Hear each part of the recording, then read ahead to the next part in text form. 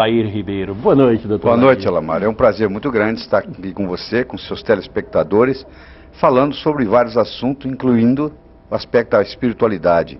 Teilhard de Chardin, o teólogo jesuíta francês, tem uma frase muito bonita que ele dizia o seguinte: nós não somos seres humanos tendo uma experiência espiritual. Somos sim seres espirituais tendo uma experiência humana. Então vamos falar sobre essa experiência. Doutor Lair, Sim.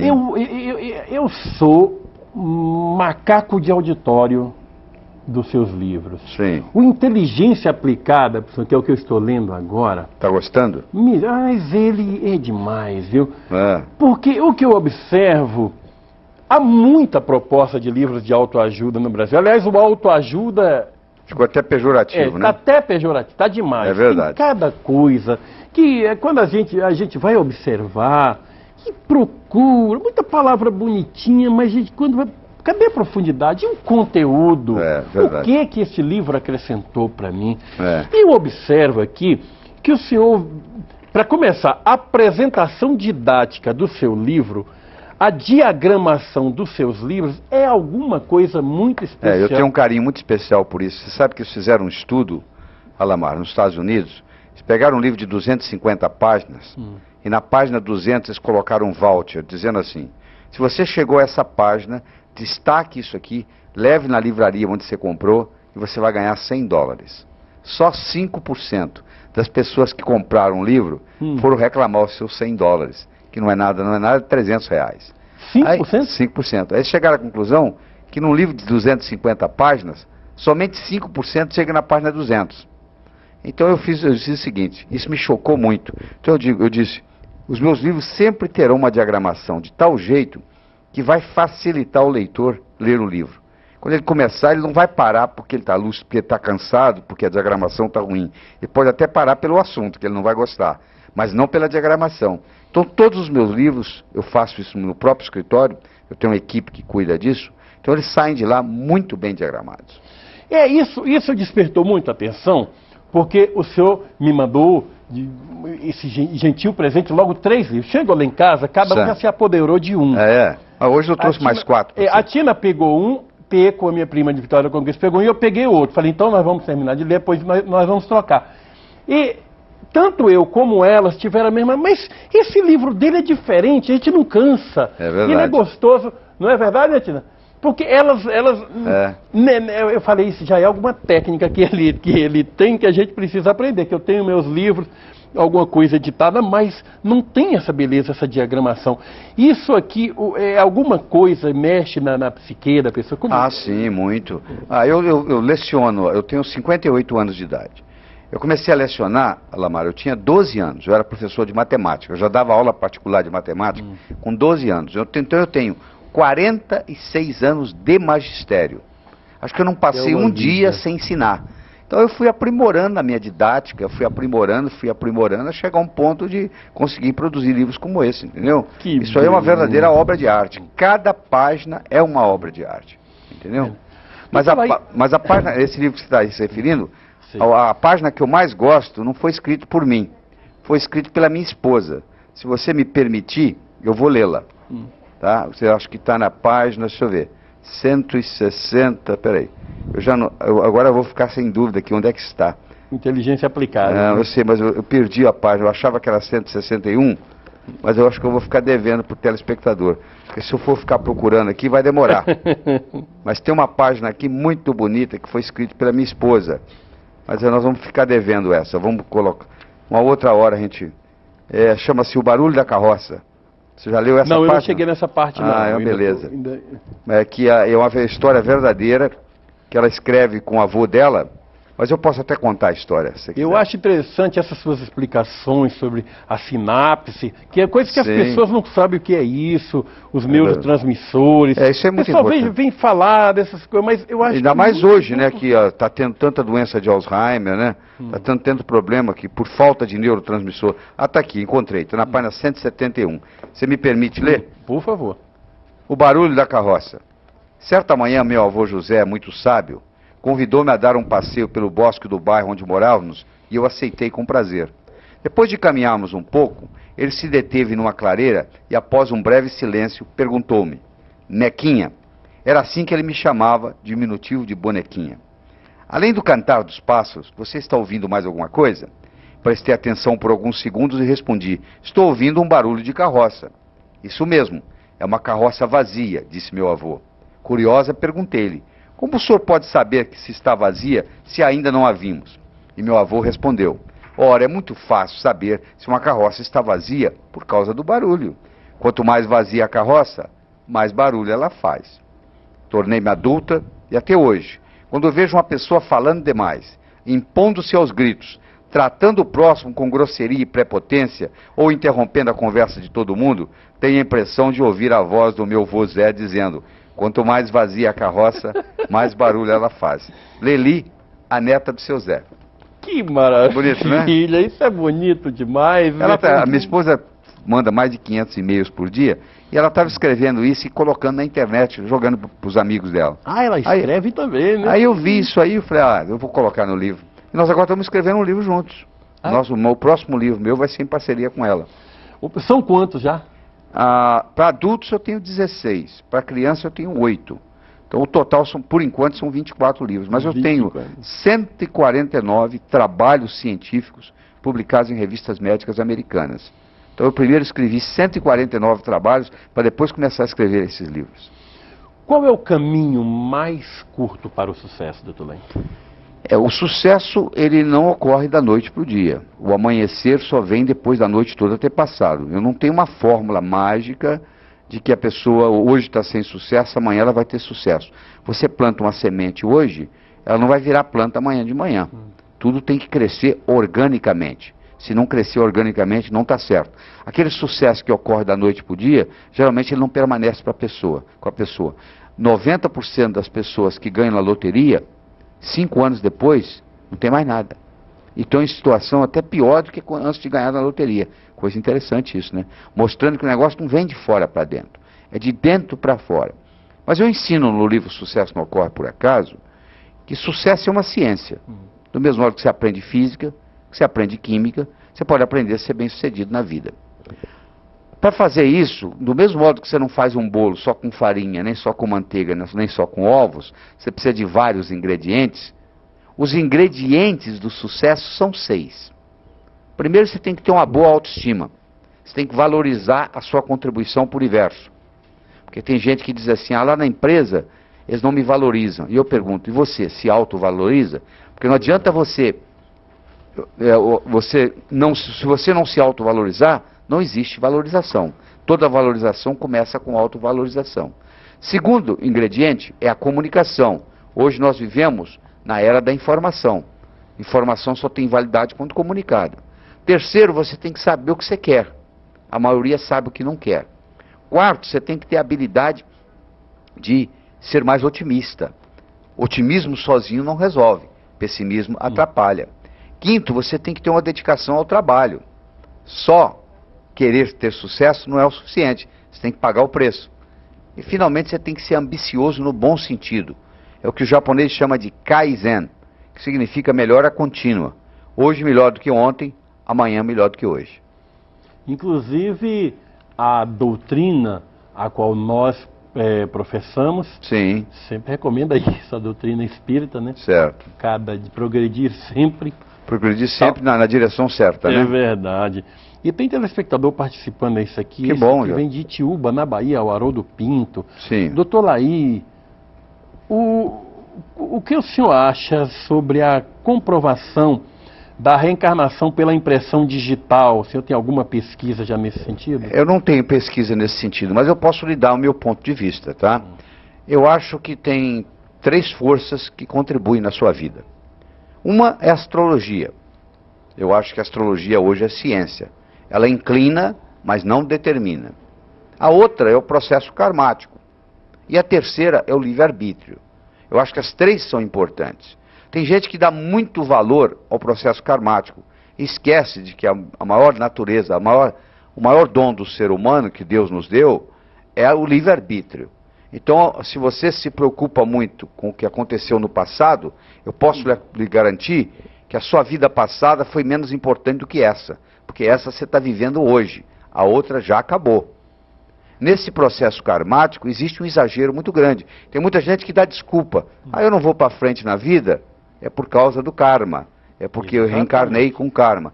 Cada dia quando você acorda, você abre um livro em branco na sua vida. Você que vai escrever a sua história. Nós somos a força criadora nas nossas vidas. Na própria Bíblia já diz, você pode ser co-criador da sua existência. E do mesmo modo que o mundo foi criado através do verbo, que é a palavra, nós também podemos criar a nossa realidade através da nossa linguagem. O Alamar e eu estamos criando aqui nesse momento uma realidade para você, telespectador. Então, linguagem cria realidade. Formule essa pergunta também via fax para nós, pelo que eu estou vendo. Deve estar congestionado aí. O Tina, coloque o fax sempre, de vez em quando aí. Olha, e a prosperidade? Este livro, eu estou doido para terminar logo esse aqui, para entrar nesse aqui no da prosperidade. Porque tem gente que está encantado com ele. E o segredo para a prosperidade? Esse livro, ele é baseado, é uma entidade, é o Vanguarda, ele vem de outra dimensão, ensinar o ser humano a ser próspero. E de onde ele vem a prosperidade. Então ele se manifesta na vida de você, que o personagem principal do livro chama você com V maiúsculo, que a pessoa vai lendo, ela se identifica de imediato com você, que é o nome da pessoa, e ele vai ensinar você a ganhar dinheiro, não só dinheiro, a ter prosperidade na vida, mas dinheiro é uma das coisas, porque a pessoa que diz para mim que dinheiro não é importante, ela vive numa realidade diferente da minha. Porque 85% dos divórcios ocorrem por causa de problema financeiro do casal. 99,9% das pessoas que estão na penitenciária estão lá por causa de dinheiro, ou por falta de dinheiro. Então, dinheiro é sim importante na sua vida. O dinheiro só deixa de ser importante na sua vida quando você tem o suficiente, e aí você vai se preocupar com coisas mais importantes do que o dinheiro. Mas se você está faltando dinheiro para você, se os credores estão batendo na sua porta, fica difícil você ter uma espiritualidade desenvolvida, porque você não vai ter nem sossego, nem paz de espírito. Então é importante a pessoa aprender a ganhar dinheiro. O dinheiro é um instrumento. Uma faca é uma faca. Você pode usá-la para passar manteiga no pão, ou para matar alguém. Intrinsecamente, a faca não é boa nem ruim, é uma faca. O dinheiro é um instrumento. Quando bem utilizado, é uma maravilha. Quando mal utilizado, é como qualquer outra tecnologia. O mesmo indivíduo que descobriu a fissão do átomo, criou a bomba atômica. Olha que interessante. A fissão do átomo gerou muita riqueza para o mundo. E ao mesmo tempo gerou muita desgraça. Então a dualidade está lá sempre. Os opostos estão sempre presentes. É verdade. Eu estou vendo um outro livro que o senhor me traz hoje, aliás, acho que é o seu mais recente. É verdade. A questão da reposição hormonal é alguma coisa que vem sendo muito discutida. Sim. E parece até que tem gente que não conhece o assunto, não se aprofundou no assunto, dando opinião. Eu estive vendo outro dia uma entrevista aí do Dr. Elcimar Coutinho, sim, que falava sobre isso. O problema é que tem muito médico aí que não se aprofundou na questão e está falando sobre isso. Certo. Como, eu não li o livro, não tenho ideia do conteúdo. Como se houver essa questão que tem tanta gente querendo saber disso neste país?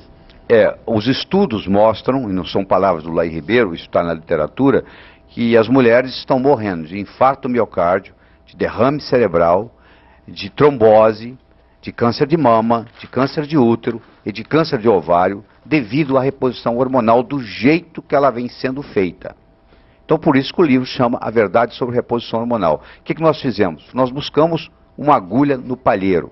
Nós fizemos um estudo profundo, somos 3 médicos, uma ginecologista obstetra, um oncologista e eu que sou cardiologista. Há 20 anos atrás, quando uma mulher tinha dor no peito, a última coisa que o cardiologista pensava era infarto miocárdio. Hoje é a primeira coisa que o cardiologista pensa. Há 20, 30 anos atrás, quando a mulher aparecia com um nódulo no seio, a última coisa que se pensava era câncer de mama. E hoje a primeira coisa que se pensa é câncer de mama. E uma das explicações por que está acontecendo é por causa do uso indevido da reposição hormonal. Então nós escrevemos um livro mostrando que primeiro você tem que checar com o seu médico.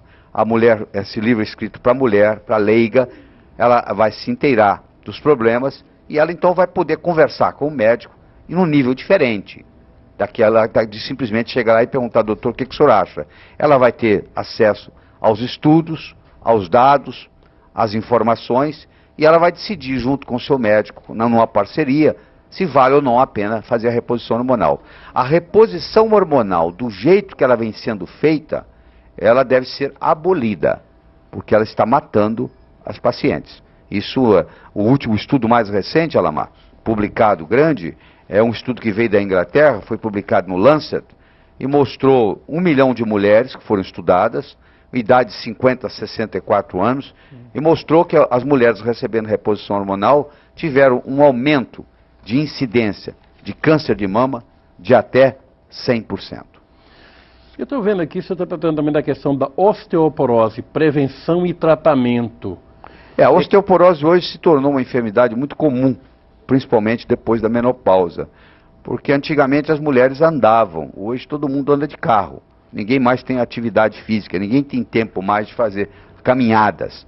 E se você não se movimenta, aquilo que você não usa, atrofia. O biólogo Lamarck, o biólogo francês, já dizia, é a lei do uso e desuso. Se você para de usar, atrofia. Então, as mulheres estão desenvolvendo, muito mais do que os homens, o processo da osteopenia. Elas estão diminuindo a densidade óssea. E uma das vantagens da reposição hormonal é tratar esta osteoporose. É verdade, os hormônios, entre aspas, usados aí, melhoram a osteoporose. Só que o preço que está se pagando é muito alto. Então o livro ensina alternativas. Então, ao invés de você ficar tomando o hormônio não bioidêntico, para tratar a osteoporose, quais são as alternativas? A mulher, quando chega na menopausa, necessariamente ela tem que sofrer? Não. Tem mulher que passa pela menopausa e tira de letra. Depende da qualidade de vida que ela teve, depende do uso ou não que ela fez de álcool, depende se ela fumou ou não, depende da quantidade de gordura animal que ela ingeriu, depende da atividade física dela, depende do psicológico dela, depende de tudo isso. Não necessariamente a menopausa é um período de sofrimento. Tem gente que passa pela menopausa sem nenhuma sintomatologia. Mas tem uma coisa aqui que esse aqui eu quero demais saber. Ele tem um livro que diz o seguinte: emagreça comendo. Eu estou vendo muita proposta de emagrecimento na televisão brasileira hoje. Isso já virou uma indústria. É tanta coisa para emagrecer que oferece por aí, tantos equipamentos. Este aqui resolve agora. E a televisão mostra aqueles personagens tratados. Você vai ficar igual este atleta. Mas eu prefiro ouvir sobre isso quem é médico, quem conhece o organismo humano, quem conhece detalhes das células dos 3 trilhões. São quantos trilhões? Não, de células são 3 trilhões. 3 trilhões de células, né? Eu prefiro ouvir uma orientação especializada. Tem cálculos diferentes. Tem gente que acha que são 10 trilhões. Tem gente que... Ninguém nunca contou, na realidade, porque o número é tão grande. Só neurônios nós temos hoje 100 bilhões. Só na cabeça. 100 milhões. Bilhões. Aqui no Inteligência Artificial Aplicada você fala isso. Isso. Né? Mas e aí? E o emagreça comendo? O emagreça comendo é o seguinte: todo gordo tem a esperança de que a próxima dieta vai resolver o seu problema. E não é verdade. Aí quando surge uma dieta nova, a dieta da lua, a dieta de Hollywood, a dieta de Beverly Hills, a dieta da sopa, seja qual for a dieta, sempre a esperança é que vai resolver o problema, e não resolve. Você já percebeu que pessoas magras não fazem dieta. A dieta quem faz é o gordo. Então, essa era de chegar à conclusão que dieta engorda, porque quem faz dieta que é gordo, quem não faz é magro. Então nós mostramos no livro que essas dietas hipocalóricas, ou seja, aquelas dietas onde você passa a comer muito menos ou até passar fome, quando você passa fome, o seu cérebro não sabe se você está passando fome porque você está numa dieta ou porque você está perdido na floresta amazônica. Então, por um mecanismo de defesa, o cérebro baixa o metabolismo do corpo. Então, quando você faz uma dieta onde você passa a comer menos, cada vez vai ficando mais difícil você emagrecer na próxima vez. E cada vez vai ficando mais fácil você engordar. E você entra na famosa síndrome do ioiô, ou alguns chamam da sanfona. Nós mostramos nesse livro que o único jeito de você emagrecer é comendo. O que você tem que fazer é uma reeducação alimentar. Se você ficar sem comer, você pode emagrecer a curto prazo, mas a longo prazo você vai voltar a engordar. Sem dúvida. Lá do Rio Grande do Sul, de Tramandaí. Você recebe daqui de todo lugar, hein? Tudo quando é lugar. O evangelista diz o seguinte: o senhor deu 6 dicas de como obter o sucesso, mas como você vê a questão da influência dos espíritos em nosso sucesso, em sucesso? Tem outra pessoa que perguntou também o aspecto moral da pessoa ter alguma consequência orgânica. Vamos falar dos espíritos. Eu acho que se a sua energia está contaminada, claro que você pode ter espíritos obsessores lhe prejudicando. Se você não faz a sua oração, se você não pratica o bem, se você vai em lugares promíscuos, claro que você está correndo um risco. Do mesmo jeito que se você estiver limpinho e entrar na lama, você vai sair da lama sujo, e mesmo que você tome um banho e voltou para a lama, você suja de novo. Eu acho que do ponto de vista espiritual isso também acontece. Existe sim, eu acho que tem uma interferência de obsessores. Agora, cada pessoa tem que saber se cuidar disso. Você não pode só ter que depender de alguém por causa disso. Se você levar uma vida regrada, se você souber cuidar bem da sua energia, se você souber cuidar bem da sua alimentação, você não vai ter campo, porque depende do que você pensa. Se você tiver pensamentos sadios, pensamentos limpos, nenhum espírito agressor vai ficar por perto, porque o campo eletromagnético não permite que eles cheguem. Agora, se você está contaminado pelo processo, se você faz parte da promiscuidade, aí fica fácil eles chegarem. Então a defesa está com você. Que seria, você vai me desculpar, uma sacanagem cósmica, né? Se você tivesse à mercê de todos eles e não tivesse nenhuma arma interna para se proteger. Não há dúvida. O aspecto moral, doutor Lei, a vida moral, uma moral moralizada, ou uma imoralidade, isso tem consequências orgânicas da pessoa? Claro que tem. Eu acho que todas as vezes que você tem uma contradição entre a sua parte racional e a sua parte emocional, você paga um preço. Você pergunta para o ladrão, por que você assalta o banco? Ele diz, porque lá que tem dinheiro. Para ele, aquele dinheiro é como se fosse dele. Aquele ladrão que tem esse aspecto, não vai fazer mal nenhum para ele, porque a moral dele independente do dinheiro ser dele ou não, ele vai lá e coloca a mão. Agora, um indivíduo que sabe que o que é seu, o que é do outro, e ele vai e rouba, esse indivíduo vai pagar um preço muito grande. Ele pode ter um câncer daqui 5, 10 anos, em consequência de um processo desse. É a famosa lei do retorno, né? Quer dizer que a questão de moralidade não é questão de religiosa, não é questão de coisa. Não, é uma questão até fisiológica. Você tem que manter a sua palavra não pelos outros. Você tem que manter a sua palavra por você. Você tem que ter sua moralidade por você, não é pelos outros. Só você já sabendo do crime já é o suficiente. Você seria capaz de assassinar alguém, e se fosse garantido que ninguém ia ficar sabendo, você vai dizer, não, eu fiquei sabendo. Então o crime já foi declarado. Não é porque o outro ficou sabendo. Você tem que prestar conta de você para com os entes superiores. Olha, aqui lá do Rio de Janeiro, a Vera diz o seguinte: Laí, já li algum de seus livros. Sim. E por observar a sua inteligência e a sua competência, coloquei seu nome e meu filho. Que bonito. É a Vera lá do Rio de Janeiro. Obrigado, Vera. Obrigado, me sinto honrado. Tá bem? Demilson de Poço da Mata. Laí, fale um pouco sobre psiconeuroimunologia. Falo sim. Psiconeuroimunologia é uma nova disciplina que surgiu na medicina. Ela surgiu em Rochester, New York, em 1981 e se tornou uma ciência oficialmente em 1991. O Dr. Robert Adler, Dr. Cohen, eles propuseram que existe uma conexão, e hoje está provado, entre a parte psicológica, a parte neurológica e a parte imunológica. Então, por isso que chama psico-neuro-endócrino-imunologia, ou mais resumidamente, psiconeuroimunologia. Então, por exemplo, uma mulher melancólica, triste, ela tem mais condições de desenvolver câncer de mama do que uma mulher alegre. Então, isso tem estudos científicos provados mostrando isso. Você entra num ambiente onde você pega um resfriado, você pegou um vírus. Mas tinha outras pessoas lá nesse mesmo ambiente, tiveram contato com o mesmo vírus e não ficaram doentes. Qual a diferença? Você vai dizer, a resistência das outras estava maior, justamente isso que eu estou falando. Por que a sua resistência baixou? Porque na psiconeuroimunologia, o componente psicológico interferiu no componente psicológico e você ficou mais propenso à doença. Então isso explica muita coisa. A própria Organização Mundial de Saúde hoje determina que mais de 90% das enfermidades no mundo, direto ou indiretamente, tem um componente psicossomático. Então essa explicação é muito importante.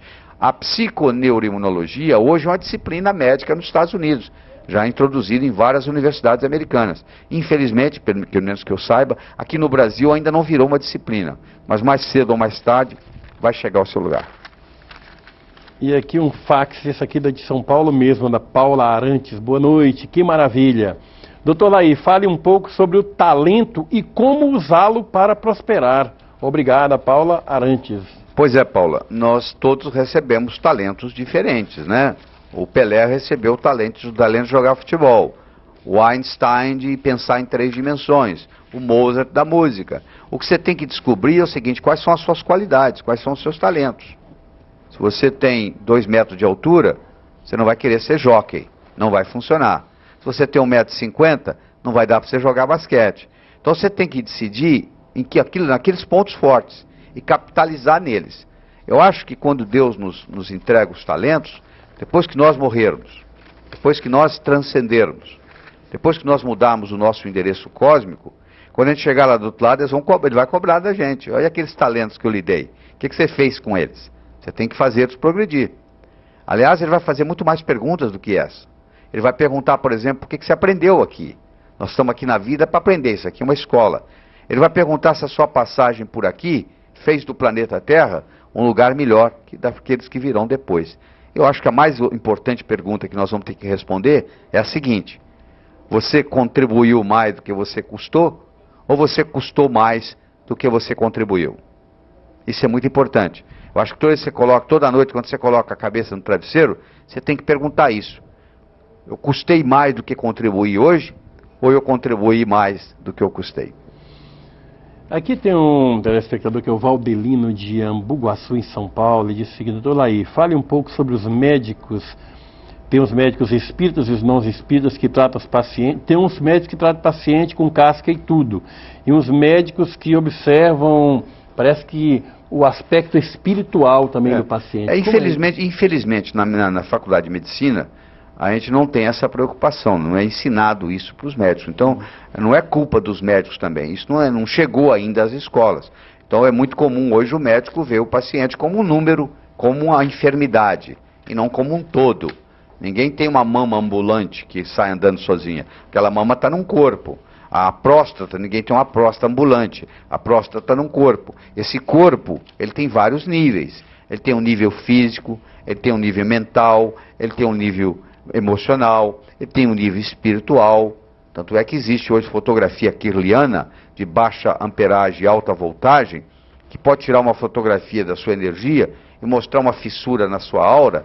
Um câncer que vai se manifestar daqui 5 anos já pode estar detectado na sua aura. Então as enfermidades, no fundo, elas são apenas cristalizações de desarmonias que ocorrem em outros níveis, seja no nível mental, seja no nível emocional, seja no nível espiritual.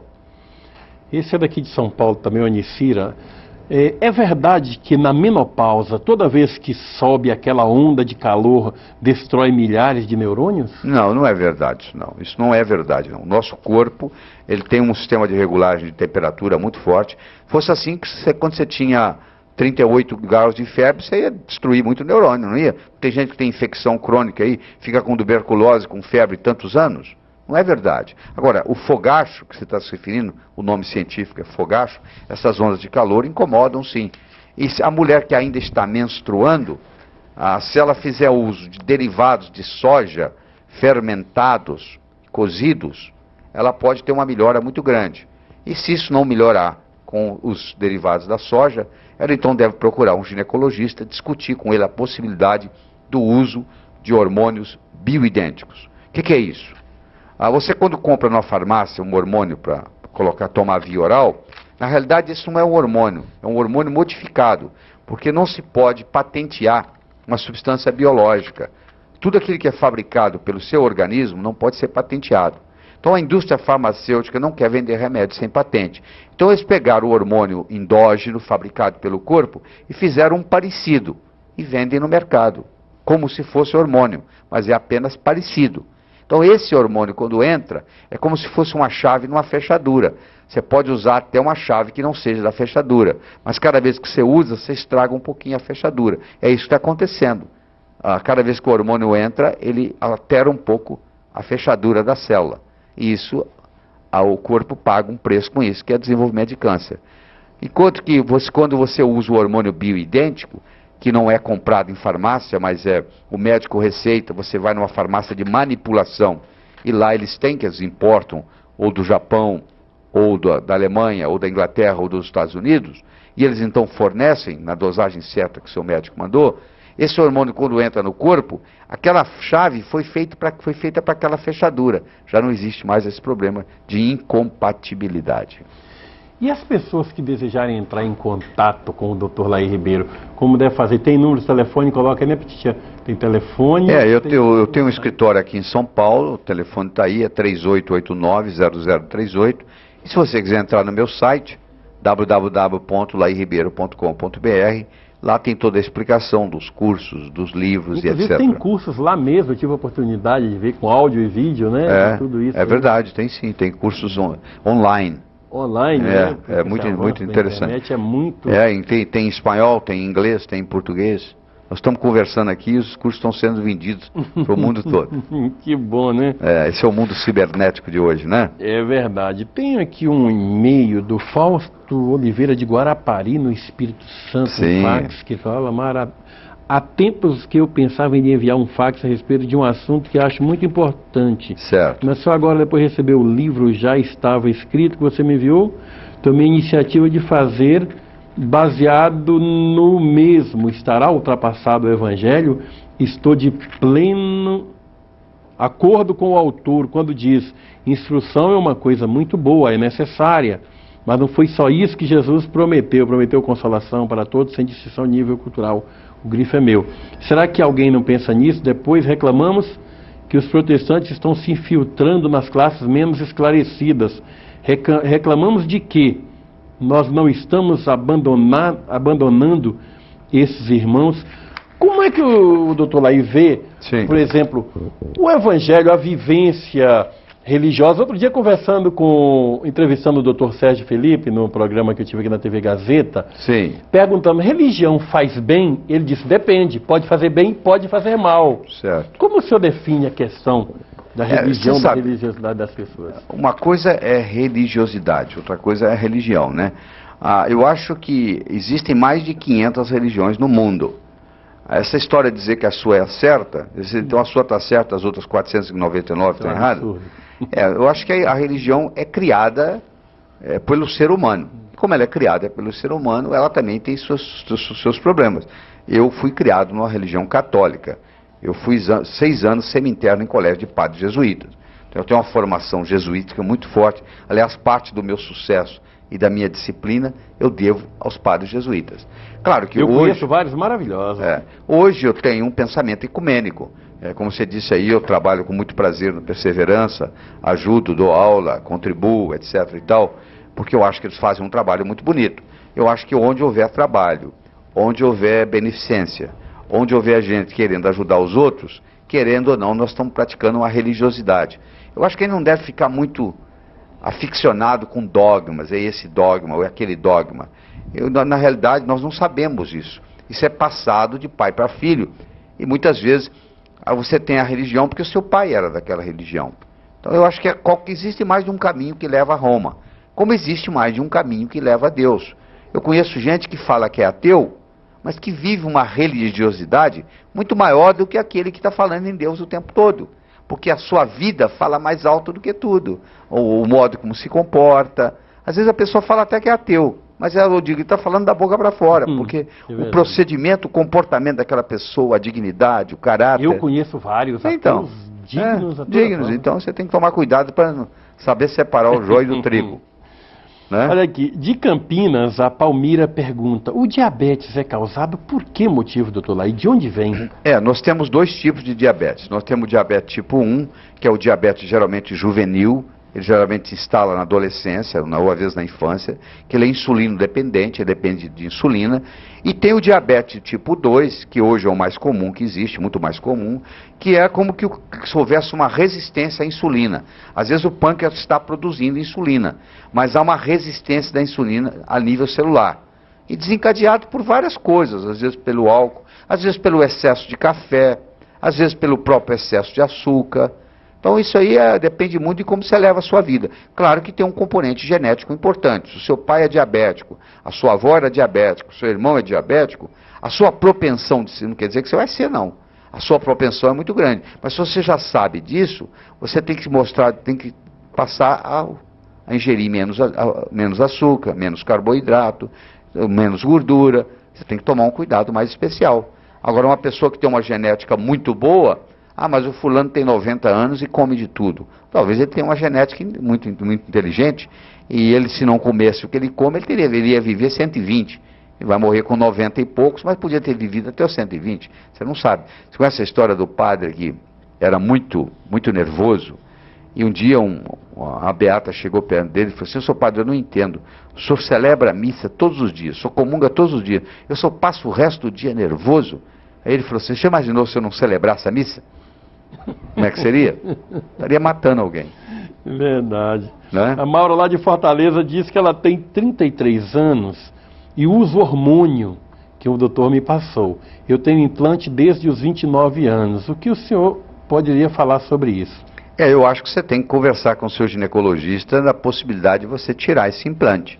Primeiro que você é muito nova. Você vai me desculpar, mas com 33 anos você não deveria estar usando hormônios. Tá? É nova demais, ainda mais começando aos 29. Você está pagando um preço por isso. Você provavelmente ganhou peso, a sua pele provavelmente mudou as características. Então você sabe muito bem, melhor do que eu, o que aconteceu. Você fica às vezes mais irritada. Você tem que ir conversar com o seu médico sobre isso. Aí em Belém você vai encontrar nas livrarias esse livro, A Verdade sobre Reposição Hormonal. E você lê esse livro, você vai ter um conhecimento melhor, você vai poder conversar com o seu médico à altura. O senhor falou na questão do açúcar. Hoje nós temos uma oferta muito grande de adoçantes nos supermercados. E esses adoçantes são todos saudáveis? Não, não são saudáveis. Eu acho que é bom falar sobre isso, que eu acho que até preferível você comer o açúcar do que o adoçante. O aspartame, por exemplo, ele é uma neurotoxina no organismo e ele mata neurônios. E ele causa Alzheimer. Então o mundo inteiro está contaminado com aspartame. Então eu aconselho o seguinte: você ou toma um café com açúcar ou toma sem nada. A não ser que você adquira uma coisa. Eu não faço parte da companhia, eu não ganho para isso, mas eu tenho a obrigação de passar a informação. Existe um adoçante chamado Stevia, que é um adoçante natural, cujo nome comercial é Stevita. Stevia? É Stevia, é uma planta. Tá? Esse não faz mal nenhum. E já existe no Brasil, você pode encontrar em várias farmácias, em várias casas de produtos naturais, a Stevita. Fora isso, todos os outros adoçantes, você prejudica de uma forma ou de outra. Existem adoçantes, inclusive, eu não vou falar nome pelo aspecto antiético, existem adoçantes, inclusive, que aumentam até a sua vontade de comer açúcar. 30% das pessoas que fazem uso de certos adoçantes aumentam a vontade de comer açúcar, de ingerir açúcar. Daqui de São Paulo, a Cira também disse o seguinte: eu sou fumante, estou na menopausa e minha médica disse que se eu repor hormônio eu posso ter câncer. É verdade? É verdade sim, é verdade sim. Agora, eu acho que mais importante é você parar de fumar. Eu acho que a melhor coisa que você pode fazer para você é parar de fumar. Cada cigarro reduz a sua vida em 14 minutos. E você não leva 14 minutos para fumar um cigarro. A nicotina contida num cigarro dá para matar 2 rãs. Eu não sei quantos cigarros você fuma por dia. Então eu tenho 2 recomendações para você muito simples. Eu escrevi um livro, Como Parar de Fumar. Fumar ou não fumar, a decisão é sua. Então eu já passei por isso. Eu, como cardiologista, cansei de ver gente morrendo de infarto e fumando. Então eu tenho 2 recomendações para você ou para qualquer fumante que está nos assistindo. Primeiro, é muito simples. Se você fuma com a mão direita, a partir de hoje você passa a fumar com a outra mão. Só aí vai cair 50%. Porque tabagismo é uma combinação de vício e hábito. Uma pessoa que fuma 20 cigarros por dia durante 20 anos, ela fez esse movimento 1.500.000 vezes. Tá? Então, Isso aí já criou um hábito no cérebro. E a segunda parte é o vício, que a nicotina é altamente viciante. Em alguns pacientes, até mais viciante que a própria heroína. Então você tem que desmamar do vício e desmamar do hábito. Então primeiro você passa para outra mão. Isso aí já é um grande negócio. Segunda coisa, toda vez que você tiver vontade de fumar, se você tomar um copo de água gelada antes de fumar, você vai cair outros 50%. Ou seja, se você fumava 20 cigarros por dia e passar a fumar com a outra mão, você cai para 10. Se você passar a tomar um copo d'água gelado todas as vezes antes de você fumar, você cai para 5. A pessoa geralmente toma um cafezinho, né? É, a pessoa faz o contrário, toma um cafezinho. Tem que tomar um copo d'água gelada, copão. Aí você, a vontade de fumar passa na hora. Olha aí, gente, olha o macete. Eu acho que uma pessoa fumando há 20 anos atrás até que dava para entender, sabe?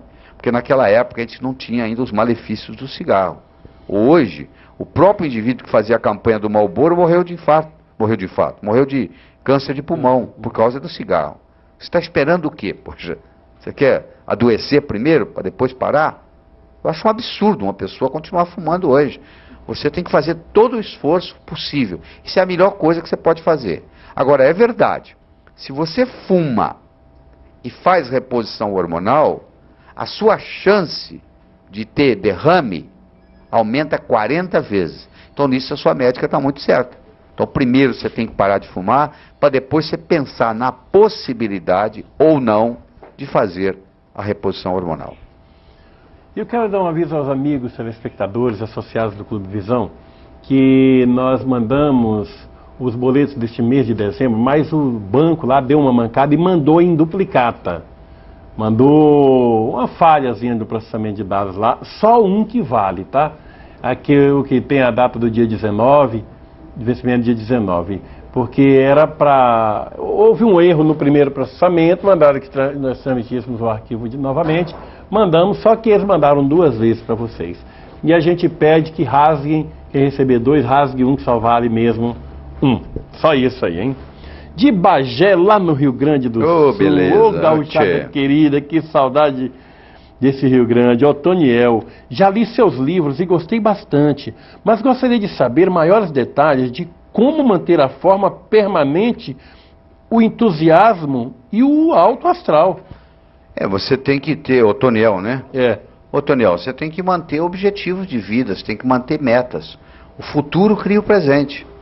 A gente sempre aprendeu que o passado cria o presente cria o futuro, o que é verdade. Mas é verdade também que o futuro cria o presente. Se você tem amanhã uma coisa interessante para fazer, o dia de hoje já ficou mais interessante porque é véspera de amanhã. Então procura criar mais visão na sua vida, procura criar mais metas, mais objetivos, transforme os seus sonhos em realidade, e aí segunda-feira passa a ser o melhor dia da semana, tá bom? Tem uma companheira, uma amiga lá de Cornélio Procópio, no Paraná. Sim, já estive lá. A Lídia Maria. Ela disse o seguinte: doutor Laí, boa noite. Gostaria que o senhor me esclarecesse sobre os hormônios bioidênticos. Sim. Tomei durante 3 anos estrogênios conjugados, acetato, medroxiprogesterona. E agora minha médica mudou para estrádio, acho que é estradiol. Estradiol, 1 miligrama, né? Norotestosterona de 0,5 miligrama. Sim. Qual é a diferença entre os dois? Esse último é melhor? Não fumo, não bebo, tenho 57 anos. É a Lídia Maria de Cornélio Procópio. É muito simples. Se você está tomando o remédio via oral, não é bom. O hormônio bioidêntico deve ser tomado percutaneamente. Ele deve ser aplicado na forma de gel ou na forma de creme. Você vai no seu médico, ele receita, ou ela receita. Você vai na farmácia de manipulação, eles lhe dão um gel ou um creme, você passa no antebraço e massageia um punho no outro. Só o fato de você estar tomando via oral já não serve, mesmo se for hormônio bioidêntico. Porque quando ele passa pelo fígado, ele sofre uma série de transformações na primeira passagem e gera uma série de subprodutos tóxicos. Então é muito simples, você não está recebendo via percutânea, via pele, você vai e conversa de novo com a sua médica. Aí em Cornélio Procópio, se não estiver aí, mas em Londrina, aí pertinho, você pode ir em qualquer livraria e encontrar o meu livro, A Verdade sobre Reposição Hormonal. E a gauchada partindo firme. Quando eu vejo essa gauchada participando para fazer Acho que é por isso que eu preciso do livro Emagreça Comendo, porque eu só lembro daquele café colonial lá de Gramado. Que é uma maravilha, né? Mas é demais aquilo ali, viu? É isso aí. Doutor Laí, por gentileza, poderia me responder uma questão sobre reposição hormonal? Tive câncer de colo há 10 anos e hoje faço reposição hormonal via adesivo transdérmico. Tenho 49 anos. Há algum risco face a meu histórico? Obrigado. Lília, de Bento Gonçalves, no Rio Grande do Sul. Oi, Lilian, tudo bem? Não, com relação ao câncer, ela teve câncer de colo, né? Ela teve câncer Com relação ao câncer de colo, não. Pelo contrário, os estudos mostraram que há aumento do câncer de mama, há aumento do câncer de útero, há aumento do câncer de ovário, mas há uma diminuição do câncer de colo. Sob esse aspecto, não. Nesse aspecto aí, você não tem problema. De Jaguariúna, aqui em São Paulo, a Alice. Doutor Laí, eu não sei se é Fogasa, Fogoso, que sim, sentimos Fogacho. na menopausa. É isso? É fogacho, é as ondas de calor. Ah, é, né? É. Que sentimos na menopausa, envelhece a pele do rosto? Não, não envelhece a pele do rosto, não tem nada a ver com o envelhecimento em si. O fogacho é desconfortável, uma onda de calor, às vezes acompanhada à noite de sudorese, você acorda suando, etc. e tal. Isso são sintomas que às vezes você começa a ter com 35, 40 anos de idade e às vezes dura numa mulher 10 anos. É o que eu estava dizendo, se você não estiver interessada em fazer reposição hormonal, um dos modos de você se livrar disso ou amenizar é você fazer uso de derivados da soja. Enquanto você estiver menstruando, o derivado da soja tem um efeito bastante bom. Depois que você parou de menstruar, depois que você é uma mulher já menopausada, que nós chamamos, aí já o derivado da soja já não tem tanta aplicabilidade. Lá da Grande Belo Horizonte, Minas Gerais, de Betinha, o Márcio. Doutor Laí, quanto a uma mudança de religião, isso influencia na vida cotidiana da pessoa? É psicológico ou é real? Isso influencia, sim. Eu conheço gente que muda de religião todo ano. Ele pensa assim, agora eu descobri a religião certa, agora eu descobri a religião certa, agora eu descobri a religião certa, e continua no mesmo conflito. Eu acho que, como eu disse, tem vários modos de você conversar com Deus. Você tem que escolher aquele que é melhor para você e fazer a sua parte. Eu acho que a verdadeira oração não é pedir nada a Deus, é agradecer. Porque o maior presente nós já recebemos, que é a dádiva de estar vivo. Só isso aí vale tudo. Você imagina que você tivesse um filho, que todas as vezes que ele encontrasse, ele pedisse algo. Você ia toda hora, você ia começar a evitar seu filho, não ia? Tem gente que só solicita a Deus pedidos. Você tem que oferecer. Você tem que agradecer, porque a vida é uma dádiva, nós já temos tudo que nós precisamos. Por isso que eu disse no começo do programa, nós somos co-criadores da nossa existência. Esse número de telefone que você está colocando aí está errado no vídeo, coloca no gerador de caracteres. Ô, Tina, coloque novamente aí o e-mail, o telefone do Dr. Laí, porque tem sempre aquele telespectador que vazou a caneta ou não encontrou a caneta na hora para anotar. E vamos conferir direitinho. O site dele é www.lairibeiro.com. Laí Ribeiro, tudo junto, dois R, o R do Laí do final e o Ribeiro.com.br. Dá para decorar porque o nome dele é conhecido no país. E o telefone está lá, ó, 3889 0038. Aqui em São Paulo, se você não encontrar os livros aí, nós inclusive temos 8 livros infantis muito interessantes. Ah, livro infantis? É, temos. Pô, foi até Vou mandar um pro seu filho. Eu quero. E ele adora ler, gosta muito. Mandar uma coleção para ele. Doutor Laí, e falar em filho, falar em criança. Sim.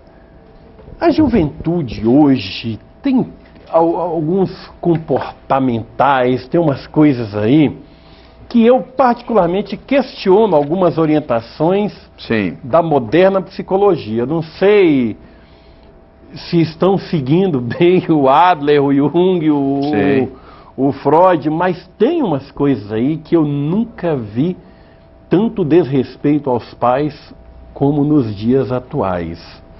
O que o senhor sugere em termos da educação do jovem? Tem alguma contribuição orgânica em termos de alimentação? Por essa sua vivência, porque eu percebo que as suas buscas, a sua experiência até internacional entra na melhora do ser humano de um modo geral, tudo no ponto de vista espiritual, psicológico, orgânico. O que o senhor sugere aos pais? Qual a melhor forma de administrar os filhos? Antigamente você perguntava assim, onde é que está seu pai? A criança respondia, trabalhando. E a sua mãe? Em casa. Hoje você pergunta, onde é que está seu pai? Trabalhando. Onde é que está sua mãe? Trabalhando. As crianças estão crescendo sem referencial, Alamar. elas são deixadas com babás, elas são deixadas em creches. Na maioria despreparadas, né? Despreparadas. Então o problema é muito sério. Então ela perdeu o referencial, ela perdeu a disciplina. Então, alguma coisa que está faltando na juventude é disciplina, não existe mais. É um desrespeito total. Isso é um componente. O outro componente é a influência das drogas.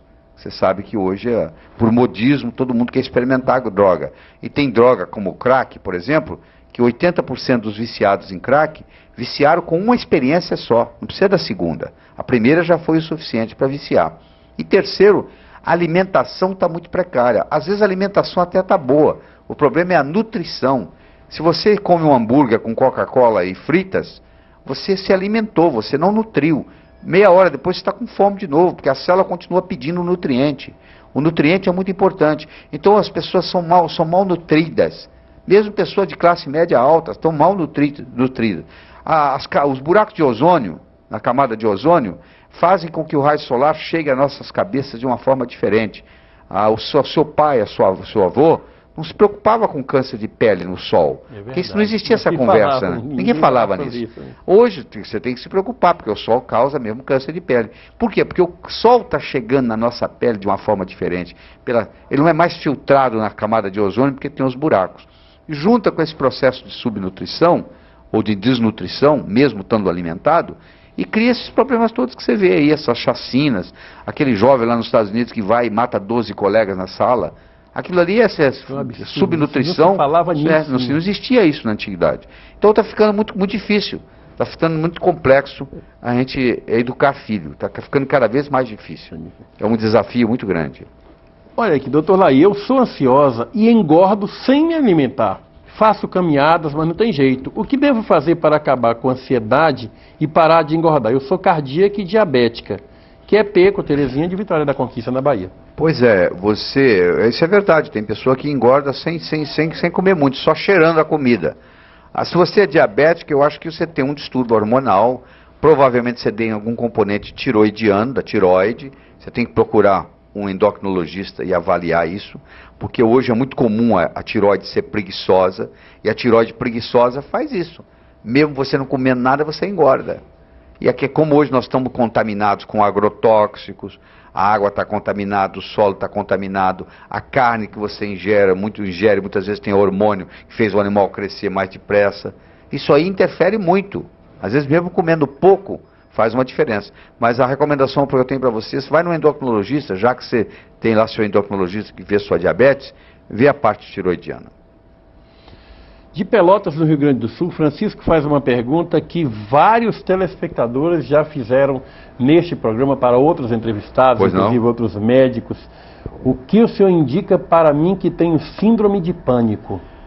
A síndrome de pânico, como você sabe, é um conjunto de vários medos juntos. Nós temos um curso aqui em São Paulo, que fazemos 5 vezes por ano, são 39 horas, 12 no primeiro dia, 17 no segundo e 10 no terceiro, onde nós trabalhamos com síndrome de pânico. Mas você está longe aí, você não vai poder se beneficiar disso.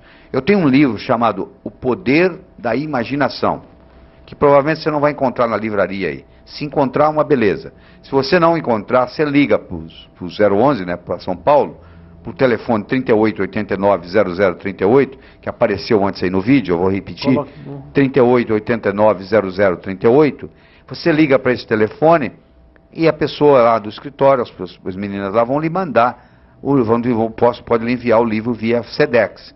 Você recebe o livro, você vai fazer os exercícios que estão lá. Eu não posso lhe garantir nada, porque síndrome de pânico é uma coisa complexa, que não resolve a distância. Mas de qualquer forma, vai melhorar o seu problema. E tem aqui de Rio Claro, a Ivanete. Doutor Laí, eu estou com 46 anos e minha menstruação vem todo mês e não sinto sintomas de menopausa. Eu tenho que ir ao médico por causa disso? Não, de jeito nenhum. Você pode passar pela menopausa e tirar de letra. Você não está na menopausa ainda, provavelmente você não está nem no climatério. Se você, como eu disse aqui antes, se você não fumou, se você não ingeriu álcool em excesso, se você não ingeriu gordura animal em demasia, você pode passar pela menopausa sem nenhum problema. Vai em frente. Ah, doutor, como uma hora passa rápido, né? Já acabou, né? Olha só faltam 2 minutinhos. Mas, olha, nesse finalzinho, nesses 2 minutinhos, eu queria uma mensagem sua para esse povo brasileiro, Tá. nesse país de tantos contrastes. Se der 3 minutos, tá bom? Tá bom. Vou contar uma história. Vamos lá. Diz que uma vez no inferno, Lúcifer, o demônio-chefe, estava muito preocupado porque o número de pecadores chegando ao inferno estava diminuindo. Aí ele então convocou uma reunião para desenvolver uma estratégia de marketing para fazer as pessoas na terra pecar mais. Aí um dos diabos levantou a mão e disse assim: nós temos que fazer o seguinte, nós temos que fazer o povo na terra gastar mais. Gastando mais, vai ter que ganhar mais. Ganhando para ganhar mais, vai ter que trabalhar mais. Vai trabalhar, ganhar, gastar, trabalhar, ganhar, gastar, trabalhar, ganhar, gastar, não vai evoluir, vai terminar aqui. Diz que o demônio-chefe disse: não, essa ideia é muito interessante, mas não é o suficiente, eu quero uma mais forte. Aí um outro levantou a mão e disse: por que a gente não faz o terráqueo, a pessoa lá da terra, só gostar dos outros, só dos outros, não gostar de si mesmo? Ele vai só cuidar do outro, só fofocar da vida do outro, só falar do outro, só cuidar do outro, não vai cuidar de si mesmo, não vai evoluir, vai terminar aqui. Aí diz que o demônio-chefe disse: isso também está muito bom, mas não é o suficiente. Aí diz que tinha um capetinha fazendo estágio, levantou a mão, disse que o demônio olhou para ele e perguntou: o que você quer? Eu gostaria de dar minha opinião. Que opinião? Por que a gente não faz a pessoa pensar que ela vai viver para sempre? Aí diz que Lúcifer olhou para ele e disse: o que isso tem a ver com vir para o inferno? Então, se você fizer a pessoa pensar que ela vai viver para sempre, ela vai deixar o importante para amanhã, para amanhã, para amanhã, para amanhã, a vida vai passar, ela não vai fazer nada, vai terminar aqui. Diz que Lúcifer, a face dele se iluminou, ele disse: é isso que nós vamos fazer. Sabe o que o demônio fez? Ele colocou na mente de cada ser humano a semente da eternidade. Você pensa que seu primo vai morrer antes de você, que seu chefe vai morrer antes de você, que seu vizinho vai morrer antes de você, e faz como a maioria faz. Você vai lá no cemitério, todo mundo morreu, deixando sem implementar as ideias. Não adianta nada você ter ideias boas, você tem que implementá-las. Você tem que fazer a diferença, porque a vida é curta e tem muita coisa para a gente fazer. Eu espero que novos caminhos se abram à sua frente, que o vento sopre levemente às suas costas, que o sol brilhe suave e morno em seu rosto, que a chuva caia de mansinho em seus campos, e até que nos encontremos de novo, que Deus lhe guarde nas palmas de suas mãos. Muito obrigado. Muito obrigado, doutor Elaí Ribeiro. Até a próxima oportunidade, que eu sei que os telespectadores vão querer a sua volta aqui. Gente, até terça-feira com mais um programa Ampla Visão para todo o Brasil. Obrigado pelo carinho e boa noite. Foi bom demais. Também o estado das almas que estão ainda